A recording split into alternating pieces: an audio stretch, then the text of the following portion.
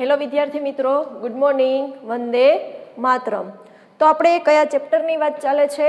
Chapter number 3 કેમેસ્ટ્રીની અંદર આપણે વાત ચાલે છે પરમાણુઓ અને અણુની, જેની અંદર આજે આપણો 4th લેક્ચર.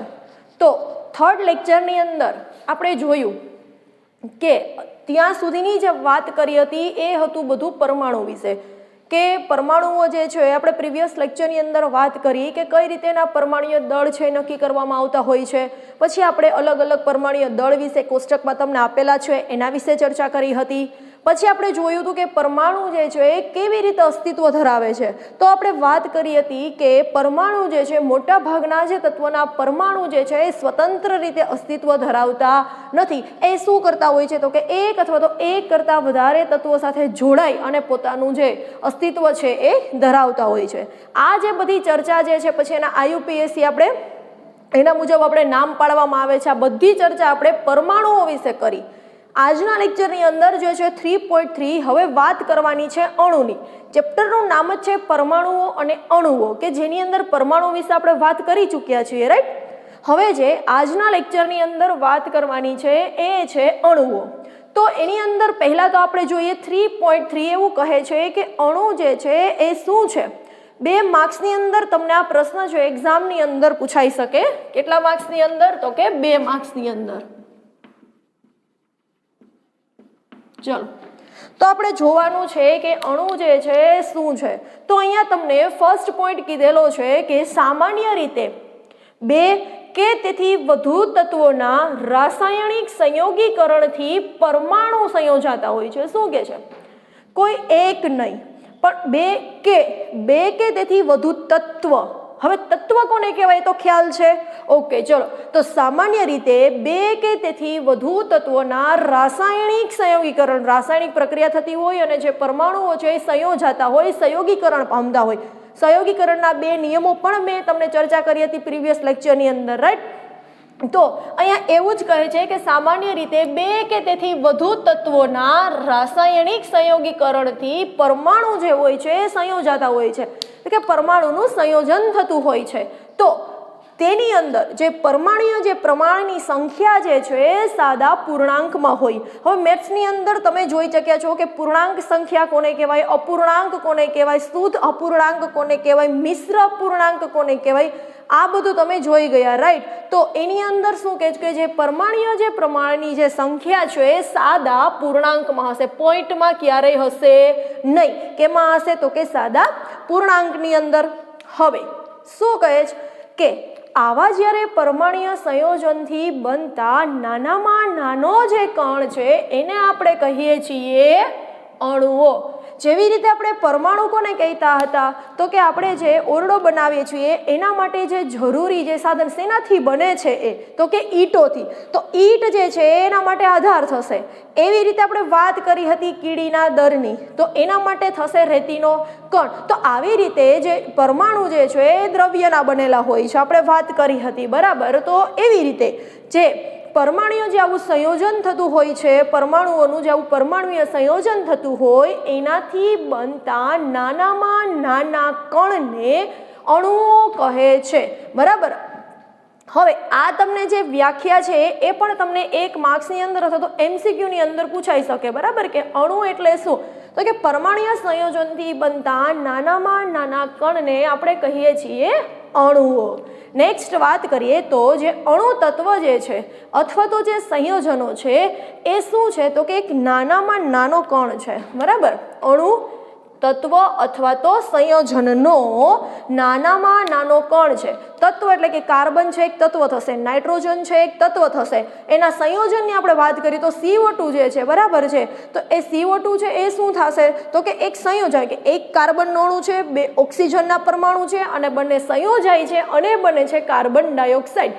એને આપણે કહીએ છીએ કોમ્બિનેશન, એટલે કે સંયોજન. અને તત્વ એટલે કે કોઈ એક તત્વ, બરાબર છે. કાર્બન હોય, નાઇટ્રોજન હોય, ફોસ્ફરસ હોય, બધા તત્વની વાત કરેલી છે.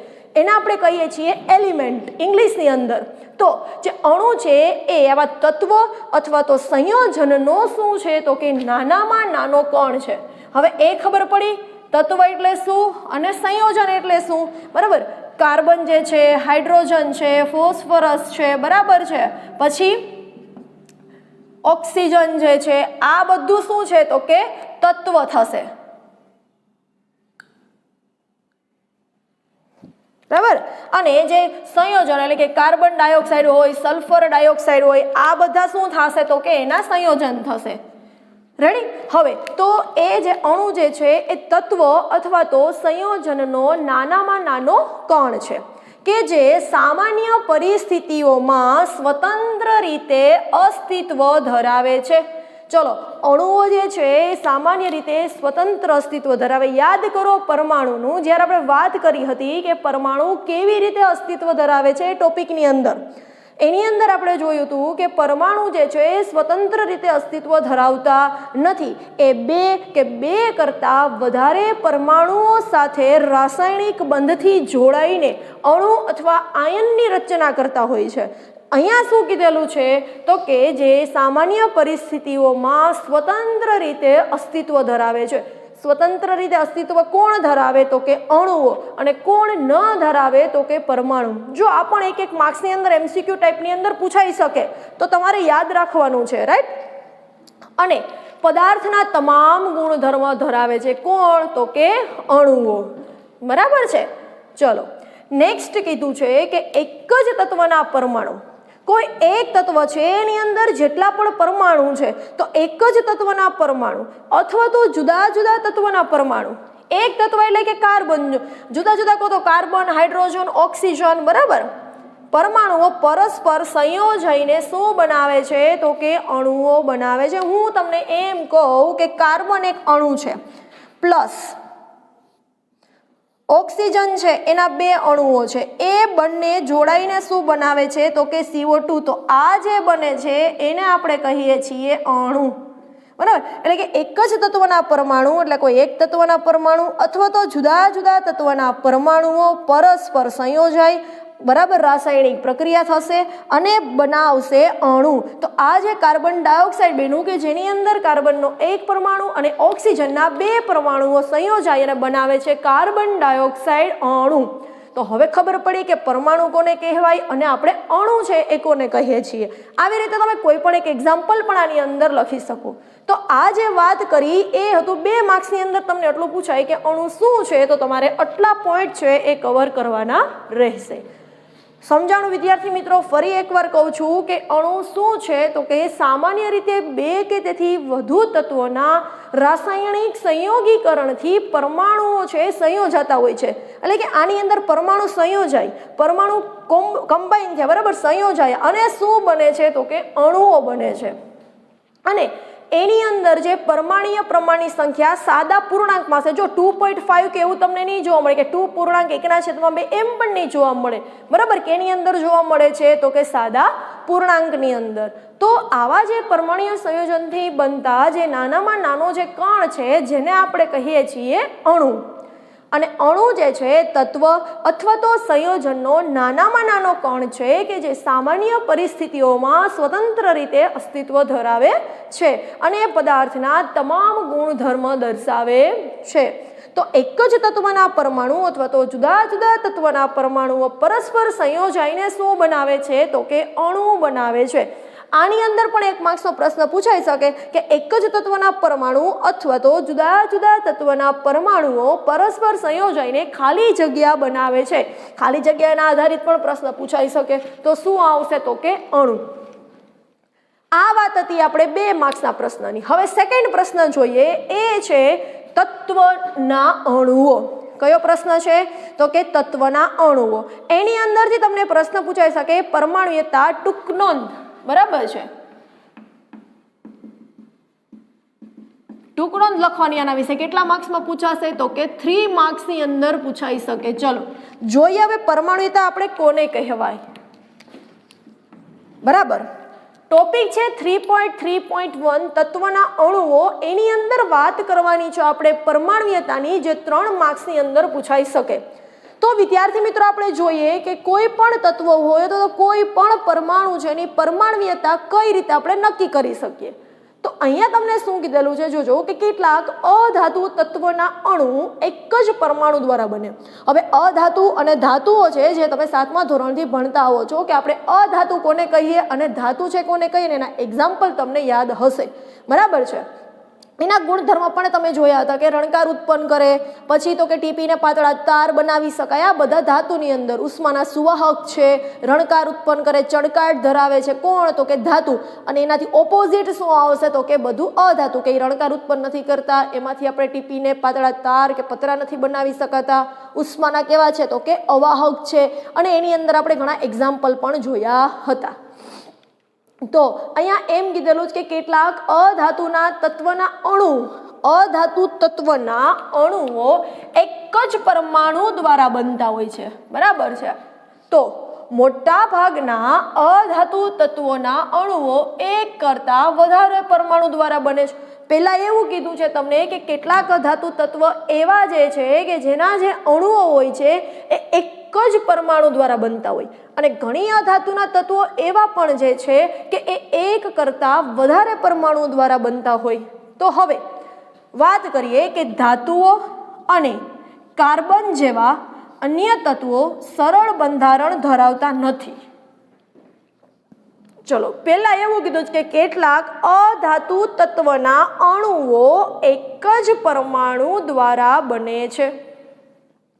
એની અંદર આપણે એક્ઝામ્પલ લઈએ તો આર્ગોન. આર્ગોન એના આપણે શું લખીએ છીએ? તો કે Ar2 એવું નથી લખતા, માત્ર ને માત્ર શું લખીએ છીએ? તો કે Ar. આ બધું અધાતુ જ. પછી નેક્સ્ટ વાત કરું હું હિલિયમની. ચલો, હિલિયમને આપણે લખીએ છીએ He. હવે તમને એ ખબર છે કે જ્યારે મેં વાત કરી હતી કે બે લેટર હોય ત્યારે પહેલો લેટર જે છે ફર્સ્ટ જે છે કેપિટલમાં આવશે અને જે સેકન્ડ જે છે એ સ્મોલની અંદર આવે. એ ખ્યાલ છે તમને? ઓકે. તો આર્ગોન માટેની સંજ્ઞા છે Ar અને હિલિયમ માટેની સંજ્ઞા છે He, જેનો H જે છે કેપિટલ અને E જે છે જે સ્મોલ લેટરમાં આવશે. હવે આપણે ક્યારે એવું નથી લખતા કે Ar2 He1 નહીં પણ 2 He3 આવું લખતા નથી. તો અહીંયા તમને એ જ પોઈન્ટ સમજાવવા માંગે છે કે કેટલાક અધાતુ તત્વના અણુઓ એક જ પરમાણુ દ્વારા બને છે. આર્ગોન જે અણુ છે એ એક જ પરમાણુ દ્વારા બનેલો છે.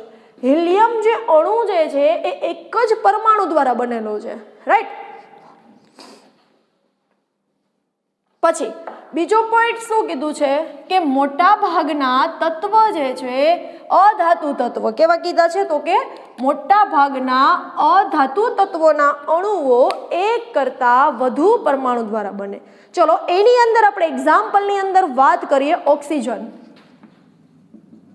ઓક્સિજન વિદ્યાર્થી મિત્રો એને તમે કેમ લખો છો? તો કે O2 લખું છું. ક્યારેય હું O નહીં લખું છું નહીં. શું લખીએ છીએ? હંમેશા O2 લખીએ છીએ. તો કેટલાક અહીંયા એ જ કહેવા માંગે છે કે મોટા ભાગના અધાતુ તત્વના જે અણુઓ છે એ એક અથવા તો એક કરતાં વધારે પરમાણુ દ્વારા બને છે. ઓક્સિજનનો એક જે પરમાણુ જે છે બીજા પરમાણુ સાથે સંયોજાઈને O2 બનાવે. હવે હું વાત કરું, O2 જે છે એ હજી એક ઓક્સિજન સાથે જો જોડાશે તો બનશે O3. O3 જેને આપણે કહીએ છીએ ઓઝોન, બરાબર છે? સમજાણું વિદ્યાર્થી મિત્રો? ગુડ.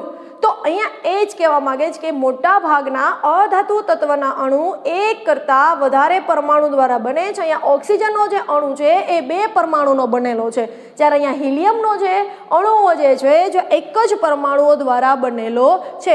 તો આ જે O2 જે છે એને કહેવાશે દ્વિપરમાણ્વીયતા. શું કહેવાશે? દ્વિપરમાણ્વીયતા. શા માટે? કારણ કે એ 2 પરમાણુનો બનેલો છે એટલા માટે એને કહેવાશે દ્વિ. એકનો બનેલો હોય એને કહેવાશે એક પરમાણ્વીયતા, બરાબર? તો હિલિયમ અને જે આર્ગન છે એ એક પરમાણુ કારણ કે એક જ પરમાણુનો બનેલો છે એટલા માટે એને એક પરમાણ્વીયતા કહેવાશે. ઓક્સિજન જે છે O2 બોલીએ છીએ એટલા માટે એને કહેવાશે દ્વિપરમાણ્વીયતા. હવે શું થાય છે આપણે આગળ વાત કરીએ કે ધાતુઓ અને કાર્બન જેવા અન્ય તત્વો જે છે જે સરળ બંધારણ ધરાવતા નથી. હવે વાત આવે છે કાર્બનની. તો કાર્બનને આપણે ક્યારેય C નથી કહેતા કે ક્યારેય C2 નથી બોલતા, એને આપણે શું બોલીએ છીએ? તો કે C4. એક કાર્બન છે એ 4 અણુઓ દ્વારા જોડાયેલો હોય છે આવી રીતે, એનું બંધારણ આ ટાઈપનું હોય છે C4, રાઈટ. તો આને આપણે શું કહેશું? કાર્બનને આપણે શું કહેશું? તો કે ચતુઃ પરમાણ્વીયતા, બરાબર છે. શું કહેશું? તો કે કાર્બન જે છે એ કાર્બન છે એ C4 પણ નથી હોતો, કાર્બન આપણે બોલીએ છીએ એની સંજ્ઞા છે C6, એની પરમાણ્વીયતા છે C6, બરાબર છે. કેટલી છે? તો કે C6 છે. C6 જે છે એ બહુપરમાણ્વીયતા થશે. કેવું થશે? તો કે બહુપરમાણ્વીયતા ધરાવે છે, એટલે એમાં એક અથવા તો એક કરતાં વધારે પરમાણુનો કાર્બન બનેલો હોય, જેને આપણે કહીએ છીએ બહુપરમાણ્વીયતા, બરાબર છે. હમણાં આપણે આના એક્ઝામ્પલ જોશું એટલે તમને વધારે ખ્યાલ આવશે. તો અહીંયા વિદ્યાર્થી મિત્રો આપણને એવું જ કીધું છે કે ધાતુઓ અને કાર્બન જેવા જે અન્ય તત્વો છે જે સરળ બંધારણ નથી ધરાવતા, તેમાં શું હોય છે? તો કે મોટી અને અનિશ્ચિત સંખ્યામાં પરમાણુઓ એકબીજા સાથે બંધથી જોડાયેલા હોય છે. એટલે કે એમાં કોઈ પરમાણુની સંખ્યા નિશ્ચિત જ નથી હોતી. ક્યારેક C8 પણ જોવા મળે, ક્યારેક C12 પણ જોવા મળશે. તો આવી રીતે શું થતું હોય છે કે ધાતુઓ અને કાર્બન જેવા જે અન્ય તત્વો હોય એ સરળ બંધારણ ધરાવતા નથી, તેમાં મોટી અને અનિશ્ચિત સંખ્યામાં પરમાણુઓ એકબીજા સાથે બંધથી જોડાયેલા હોય છે. તો કોઈ પણ અણુના બંધારણની અંદર એમાં રહેલા જે પરમાણુની સંખ્યા હોય એને આપણે કહીએ છીએ અણુની પરમાણ્વીયતા. વાત કરીએ C4 અથવા તો C6, તો આ જે 6 જે છે એ કાર્બનની પરમાણ્વીયતા થશે. અહીંયા વાત કરેલી છે O2, તો જે 2 જે છે એ ઓક્સિજનની શું થાય છે? તો કે પરમાણ્વીયતા. તો અહીંયા તમને સમજાણું કે હવે આપણે પરમાણ્વીયતા છે કોને કહીએ છીએ? તો કે કોઈ પણ અણુ ના બંધારણમાં રહેલા પરમાણુની સંખ્યાને તે અણુની પરમાણ્વીયતા કહે છે. ઓક્સિજન O2, બરાબર. તો જે 2 જે છે એ શું થશે? તો કે ઓક્સિજનની પરમાણ્વીયતા થશે, બરાબર છે. પછી He એની અંદર તો એક જ છે એટલે આપણે એને કહેવાશે એક પરમાણ્વીયતા. C8 હોય તો 8 જે છે કાર્બનની પરમાણ્વીયતા થશે. આવી રીતે એક્ઝામ્પલ આપેલા છે. હવે વિદ્યાર્થી મિત્રો વાત કરીએ, કોષ્ટક આપેલું છે કે એની અંદર તમને કેટલીક અધાતુ અને કેટલીક ધાતુ આપેલી છે. હવે એની પરમાણ્વીયતા જે છે આપણે નક્કી કરવાની છે કે એ 1 છે, 2 છે, ચતુઃ એટલે કે 4 છે કે બહુ છે. ચલો, એની અંદર ફર્સ્ટ તમને અધાતુ આપેલી છે argon, helium, oxygen, hydrogen, nitrogen, chlorine, phosphorus અને સલ્ફર અને કાર્બન. આ જે છે એ શું છે? તો કે એ અધાતુ છે. જ્યારે કેટલીક ધાતુ આપેલી છે, સોડિયમ છે, આયર્ન છે, એલ્યુમિનિયમ છે, કોપર છે, આ બધી ધાતુઓ છે. હવે આપણે એની પરમાણ્વીયતા છે એ નક્કી કરવાની છે કે એ એક પરમાણ્વીયતા ધરાવે છે, 2 પરમાણ્વીયતા એટલે કે દ્વિ ધરાવે છે, બહુ ધરાવે છે કે ચતુઃ ધરાવે છે. ચલો, ફર્સ્ટ છે આર્ગોન. આર્ગોનને આપણે હમણાં જ વાત કરી, અહીંયા AR સંજ્ઞા તરીકે આપણે એને ઓળખીએ છીએ. એની અંદર જે પરમાણુ જે છે એ કેટલા છે? તો કે 1 છે. આર્ગન એક અણુ છે, એ કેટલા પરમાણુથી સંયોજાયેલો હોય છે? તો કે 1. તો એને આપણે શું કહેશું? તો કે એક પરમાણ્વીયતા, એક પરમાણ્વીયતા. સમજાણું વિદ્યાર્થી મિત્રો? Very good. ચલો, નેક્સ્ટ આવે છે હિલિયમ. હિલિયમની આપણે હમણાં વાત કરી, જેને આપણે કહીએ છીએ He. તો He ની અંદર હિલિયમનો એક અણુ છે કે જે એક જ પરમાણુઓથી સંયોજાયેલો, તો એને આપણે શું કહેશું? તો કે એક પરમાણ્વીયતા. હવે નેક્સ્ટ આવે છે ઓક્સિજન, જેને આપણે લખીએ છીએ O2, બરાબર. O2 જે છે ઓક્સિજનનો તો એક જ અણુ છે, પણ કેટલા પરમાણુથી જોડાયેલો છે? તો કે 2. તો એના માટે એની પરમાણ્વીયતા કેટલી થશે? તો કે દ્વિપરમાણ્વીયતા થશે. હવે હાઇડ્રોજન. હાઇડ્રોજનની વાત કરીએ તો આપણે લખીએ છીએ H2. તો હાઇડ્રોજન છે H2, હાઇડ્રોજન છે એક જ અણુ છે, પણ એની અંદર જે પરમાણુ કેટલા છે? તો કે 2. એટલે એને પણ આપણે કેવો કહેશું? તો કે દ્વિપરમાણ્વીયતા. બરાબર. ઓકે, ચલો, નેક્સ્ટ આવે છે નાઇટ્રોજન. તો નાઇટ્રોજન આપણે કેમ દર્શાવીએ છીએ? તો કે N2. એની અંદર પણ જો નાઇટ્રોજનનો એક અણુ જ, પણ કેટલા પરમાણુથી સંયોજાયેલો છે? તો કે 2. એટલા માટે એને આપણે કહેશું દ્વિપરમાણવીયતા. હવે ક્લોરીનની વાત કરીએ તો ક્લોરીન એટલે Cl2. ક્લોરીન છે એ એક જ અણુનો બનેલો છે, પણ પરમાણુ કેટલા છે એની અંદર તો કે 2. તો એને પણ આપણે કેવું કહેશું તો કે દ્વિપરમાણવીયતા. બરાબર છે. ઓકે, ચલો હવે નેક્સ્ટ આવે છે ફોસ્ફરસ. ફોસ્ફરસ છે જેને આપણે P કહીએ છીએ, P4. બરાબર છે. P4 કહીએ છીએ એટલા માટે P4 ફોસ્ફરસ છે એ એક જ છે, પણ કેટલા પરમાણુથી જોડાયેલો છે તો કે 4. તો એને આપણે શું કહેશું તો કે ચતુઃ પરમાણુ.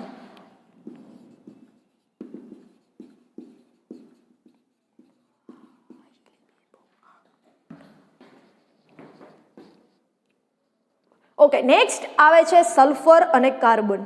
સલ્ફર અને કાર્બનની અંદર એક અથવા તો એ એક કરતા વધારે પરમાણુનો બનેલો છે. બરાબર, ક્યારેક C6, ક્યારેક C8. બરાબર છે, C6 પછી સલ્ફર છે એ પણ S8 S6. એટલા માટે આપણે એને કહેવાશે બહુ પરમાણવીયતા. રાઈટ. તો અહીંયા સુધી સમજાણું કે જે અધાતુ છે એની અંદર જે આર્ગોન જે છે, હિલિયમ જે છે એ એક પરમાણુ ધરાવે છે, કારણ કે એક જ પરમાણુ છે એની અંદર. ઓક્સિજન, હાઇડ્રોજન અને નાઇટ્રોજન અને ક્લોરીન બરાબર છે એ 2 પરમાણુ ધરાવે છે, અને ફોસ્ફરસ જે છે એ ચતુઃ પરમાણુ એટલે કે 4 પરમાણુ ધરાવે છે, અને સલ્ફર અને કાર્બનની અંદર નક્કી હોતું નથી, એ એક અથવા તો એક કરતા વધારે પરમાણુઓથી બનેલો હોય એનો અણુ જે છે એ. એટલા માટે આપણે એને શું કહેશું તો કે બહુ પરમાણવીયતા. હવે જે નેક્સ્ટ છે એ છે ધાતુ. ધાતુની અંદર વિદ્યાર્થી મિત્રો પહેલી ધાતુ છે સોડિયમ, કે જેને આપણે Na કહીએ છીએ. પછી છે આયર્ન, જેને આપણે કહીએ છીએ Fe. એલ્યુમિનિયમ જેને કહીએ છીએ Al, અને કોપર છે જેને કહીએ છીએ Cu. હવે સોડિયમ જે છે, સોડિયમનો એક જ અણુ છે જે એક જ પરમાણુઓથી બનેલો હોય છે, એટલા માટે એને આપણે શું કહેવાશે તો કે એક પરમાણવીયતા. ચાલો, એવી રીતે આપણે જોઈએ આયર્ન. આયર્ન જે છે એને આપણે Fe વડે બતાવીએ છીએ. તો Fe જે એક જ અણુ છે જે એક જ પરમાણુથી જોડાયેલો છે, એટલા માટે એને પણ આપણે શું કહેશું તો કે એક પરમાણવીયતા.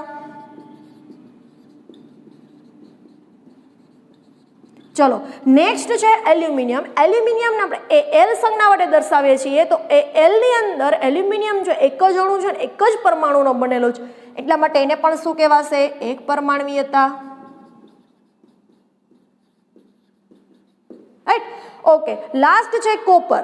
કોપરને આપણે Cu સંજ્ઞા વડે દર્શાવીએ છીએ, પણ Cu જે છે એક જ અણુ, એક જ પરમાણુનો બનેલો છે, એટલા માટે એને શું કહેવાશે તો કે એક પરમાણવીયતા. તો આ જે બધું હતું એ હતું ધાતુ, અને આ જે વાત કરી એ આપણે કરી અધાતુની. બરાબર છે. હવે શું થતું હોય, તમે ક્યારેક એવું પણ જોયું હશે કે Cu+2, આવું તમે જોયેલું હશે ક્યાંક, Cu+2. હવે આ જે બધું શું છે +2, તો તમને એમ થશે કે મેડમ તમે તો હમણાં એમ કીધું કે એ Cu જે છે એક જ અણુ છે, એક જ પરમાણુથી જોડાયેલો હોય છે, એટલે પરમાણુયતા કેટલી થશે? 1 થશે. આનો મતલબ શું થાય એ આપણે આગળ જોવાનું છે, પણ તમારે ખાલી અત્યારે માત્ર ને માત્ર એટલું જ યાદ રાખવાનું છે કે કેટલાક અધાતુ તત્વના અણુ એક જ પરમાણુ દ્વારા બને છે. મેં એમાં એક્ઝામ્પલ પણ તમને આપેલું છે આર્ગન અને હિલિયમનું. મોટા ભાગના અધાતુ તત્વોના પરમાણુ એક અથવા તો એક કરતા વધારે પરમાણુ દ્વારા બને છે. એનું એક્ઝામ્પલ અહીંયા છે ઓક્સિજન, હાઇડ્રોજન, નાઇટ્રોજન. હવે ધાતુ અને કાર્બન જેવા અન્ય તત્વો જે છે કે જેની અંદર મોટી અને અનિશ્ચિત સંખ્યામાં પરમાણુ એકબીજા સાથે બંધથી જોડાયેલા હોય છે, જેની અંદર આપણે વાત કરી સલ્ફર અને કાર્બનની. તો કોઈ પણ અણુના બંધારણમાં, એટલે કે આ જે Cl2 છે એ એક Cl એક અણુ છે, પણ એના જે બંધારણની અંદર પરમાણુની જે સંખ્યા જે છે એ 2 છે, તો એને જ આપણે શું કહીએ છીએ? અણુની પરમાણવીયતા કહેવાય. એટલે કે ક્લોરીન અણુની પરમાણવીયતા 2 થશે, એટલે કે દ્વિ. ફોસ્ફરસની 4 એટલે કે ચતુઃ. સલ્ફર અને કાર્બન બહુમાં આવશે. આર્ગોન, હિલિયમ 1-1 આવશે. ઓક્સિજન, હાઇડ્રોજન અને નાઇટ્રોજનની દ્વિપરમાણવીયતા. જ્યારે ધાતુ જે છે જેની અંદર વાત કરીએ આપણે સોડિયમ, આયર્ન, એલ્યુમિનિયમ અને કોપર, કે જે એક જ અણુઓના બનેલા, એટલે એક જ અણુ છે એની અંદર સોડિયમનો 1, પછી આયર્નનો 1, એલ્યુમિનિયમનો 1 અને કોપરનો 1, અને એની અંદર જે પરમાણુની સંખ્યા છે એ પણ 1 છે. એટલા માટે આ ચારેય જે ધાતુ છે જેના આપણે કહેવાશે એક પરમાણ્વીયતા. તો આની અંદર તમને આખી ટૂંક નોંધ જે છે 3 માર્કમાં પૂછી શકે તો આટલા પોઈન્ટ અને એના એક્ઝામ્પલ લખવાના તમારે 2-2. અને બીજી વસ્તુ કે તમને MCQ ની અંદર પણ પૂછાઈ શકે કે ક્લોરીનની પરમાણ્વીયતા જણાવો, તો શું આવશે તો કે દ્વિપરમાણ્વીયતા. દ્વિપરમાણ્વીયતા ધરાવતા પરમાણુના 2 એક્ઝામ્પલ આપો, તો હાઇડ્રોજન, નાઇટ્રોજન, ઓક્સિજન. આવી રીતે ગમે એમ ફેરવીને પ્રશ્ન પૂછાઈ શકે. તો વિદ્યાર્થી મિત્રો હોમવર્કની અંદર તમારે બંને અણુ શું છે 2 માર્ક્સની અંદર પૂછાય ને પરમાણ્વીયતા જે તત્વના અણુઓ બરાબર એની અંદર પરમાણ્વીયતા જે ટૂંકનોંધ છે એ 3 માર્ક્સની અંદર તમને પૂછાઈ શકે. તો બંને વસ્તુ તમારે હોમવર્કમાં એકવાર લખીને આવવાની છે. એના પછીનો જે નેક્સ્ટ ટોપિક જે છે એ છે સંયોજનના અણુઓ 3.3.2, જે આપણે નેક્સ્ટ લેક્ચરની અંદર ચર્ચા કરવાની છે. તો આજના લેક્ચરની અંદર આપણે એટલું રાખીએ છીએ, રાઈટ. બંને વસ્તુ કેટલી વાર લખવાની? એકવાર લખીને આવવાની છે. તો ચલો સ્ક્રીનશોટ લઈ લેજો, ખાસ એક્ઝામ્પલ યાદ રાખજો. તો ચલો વિદ્યાર્થી મિત્રો નેક્સ્ટ લેક્ચરની અંદર ફરી મળીશું. Stay home, stay safe. Thank you. જય શ્રી કૃષ્ણ.